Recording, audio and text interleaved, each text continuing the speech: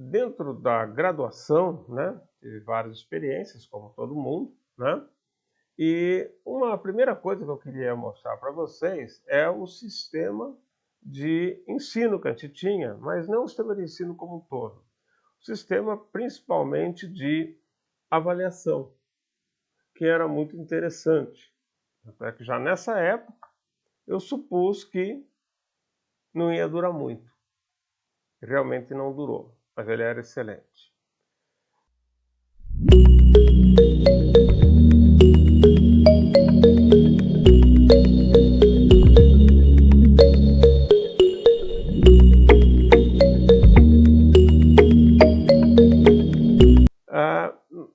Quando formou a Unesp, né, nós já tínhamos começado no ano anterior, a Unesp foi em 76, 1976, né, e eu entrei em 75, na graduação.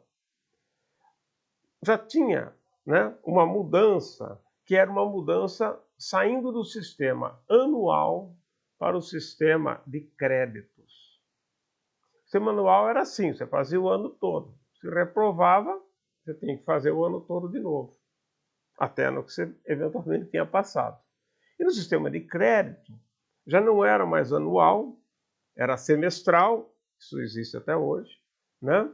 Era semestral e o indivíduo podia se matricular nas disciplinas, ele ia compondo o jeito de executar seu currículo. O currículo já estava previamente estabelecido, as disciplinas que teria, carga horária, tudo. Mas você podia falar, olha, eu vou fazer tal disciplina, tal, tal, dentro de certos limites, essa era a ideia, né? Tanto é verdade que existiam as disciplinas que eram pré-requisitos. Ou seja, você não pode fazer essa se não fez essa daqui antes. É lógico, você não vai fazer, por exemplo, uma fisiologia sem ter tido química, bioquímica. Vai ser difícil, não é? Então, o que acontecia? A gente tinha que seguir mais ou menos. Então, na prática, virou o quê? Já vinha a grade pronta.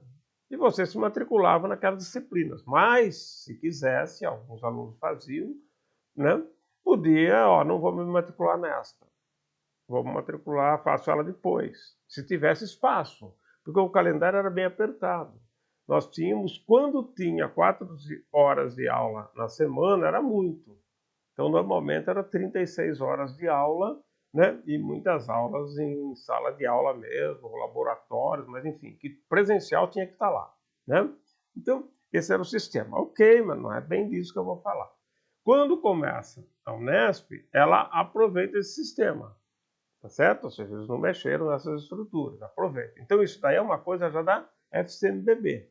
E o sistema de avaliação era muito interessante.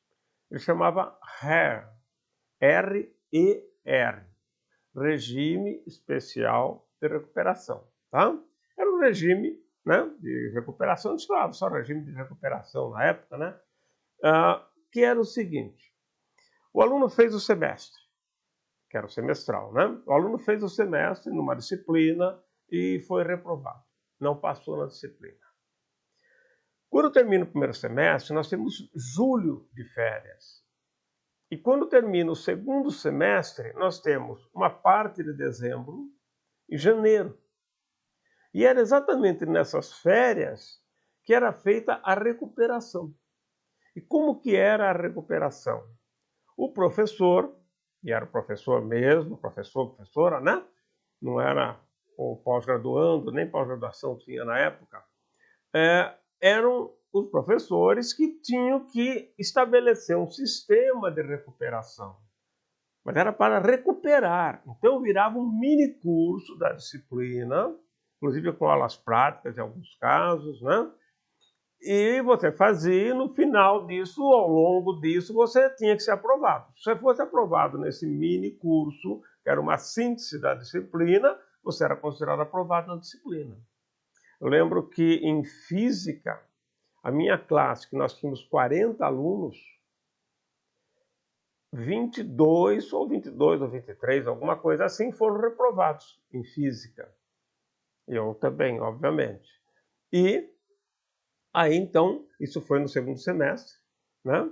E lá era a véspera do Natal, estava todo mundo fazendo prova, certo? Então, era uma situação assim.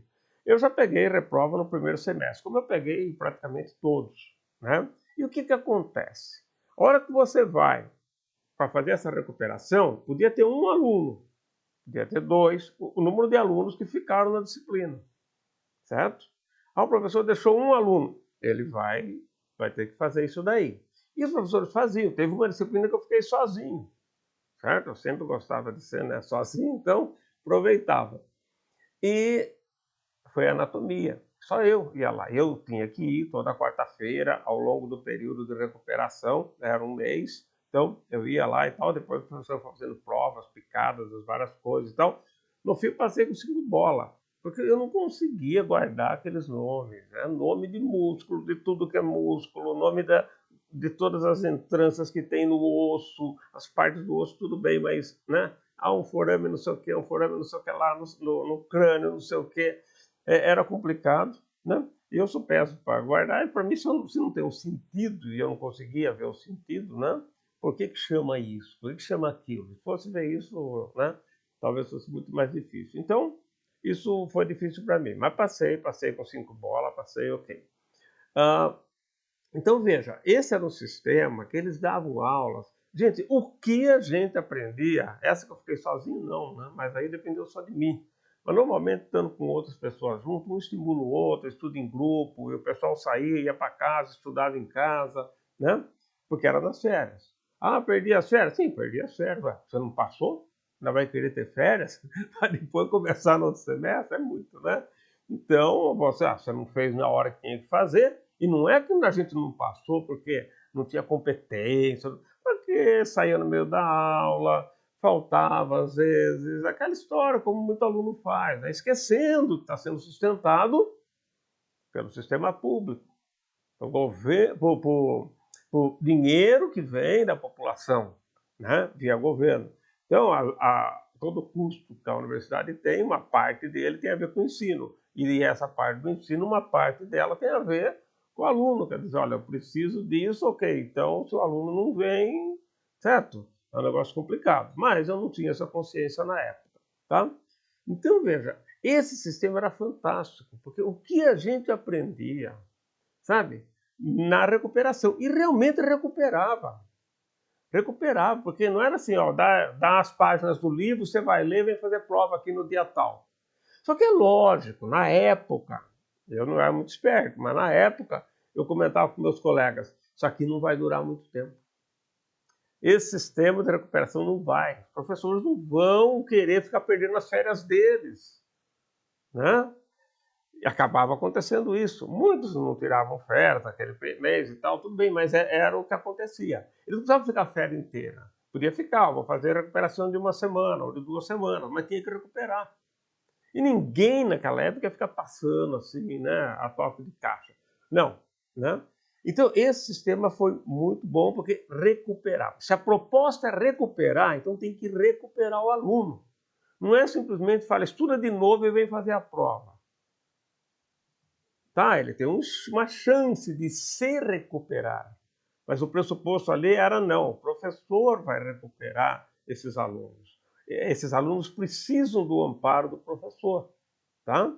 Então, essa era uma coisa muito interessante, né, que teve. Eu lembro que numa das que eu fiquei, foi uma das primeiras, foi no primeiro semestre, se eu não me engano, é, do primeiro ano, era de química, né? A de química, eu fiquei sozinho também.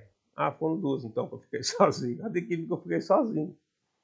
E o professor deu um trabalho para eu fazer e falou, e depois a gente vai marcar um dia, você vem aqui e você vai fazer uma apresentação oral desse trabalho para mim. E eu podia ir tirar dúvidas à vontade. Um pouco fui tirar dúvidas, porque faltava estudar mesmo no meu caso, né? Aí o que aconteceu? Eu fui e preparei, eu não gostava muito de química, mas tive que aprender algumas coisas ali e fiz um trabalho. Só que eu tinha uma coisa, aí é uma coisa importante. Não é porque você vai mal numa disciplina ou isso ou aquilo. Quem é você com o estudo? toda aquela minha história lá de trás, que eu já contei uma partinha para vocês, ela se mantém. Eu gosto de fazer as coisas, eu gosto de estudar quando eu entendo. E eu gosto mais de fazer até do que estudar. Hoje não, hoje eu gosto mais de estudar porque aprendo um monte de coisa. Mas na época eu gostava muito de fazer, mas não dava para fazer sem conhecer, não é? Então, quando eu tinha um trabalho para fazer, às vezes eu ficava em grupo que eu ajudava as pessoas, né? Isso lá atrás, antes de entrar na universidade. Eu ficava em grupos e tal, ajudava, porque meus colegas geralmente queriam saber muito menos de escola do que eu. Eu queria ainda por cima, né? Tinha uma força, uma certa pressão que ajudava lá de casa. Tá. Quando eu pego o trabalho para fazer, e vocês devem estar lembrados que eu falei num dos vídeos lá atrás, que no colegial eu me propus a dar uma aula espontânea, eu queria dar uma aula para a minha classe.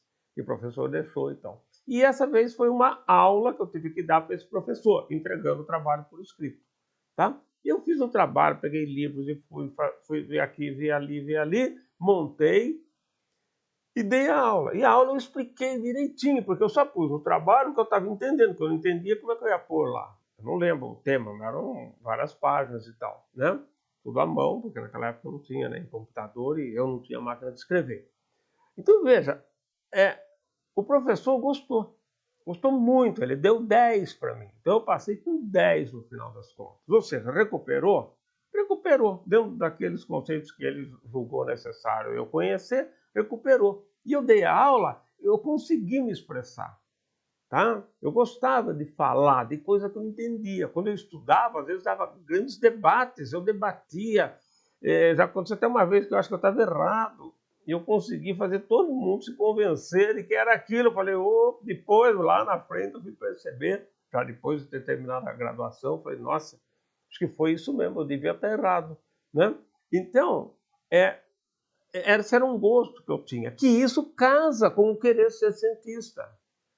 O cientista, ele gosta do debate, ele gosta da discussão, porque ele sabe que ele tem propostas, mas que não necessariamente as propostas dele estão corretas. E ele tem que discutir com gente que entende do assunto. E discutindo com gente que entende, ele pode se corrigir. Lógico que ele prefere ganhar a história, mas ele sabe que ele precisa fazer isso. E se ele não convencer o outro cientista daquilo, aquilo não valia nada. Então, esse gosto por debate, ele é importante para o cientista. E isso foi uma coisa que eu tinha, que veio lá de trás. Não me diga de onde veio. Genético não é, com certeza. Mas eu tinha esse gosto, né, por essas discussões, embora eu fosse tímido. Né? Mas eu discutia nos lugares que eu não me sentia tímido. Okay? Então, veja, essa disciplina marcou, todas as outras marcaram e a gente aprendia muito. Então, o que eu gravei de coisas da graduação foi muito favorecido por esse sistema, porque ele recuperava os alunos.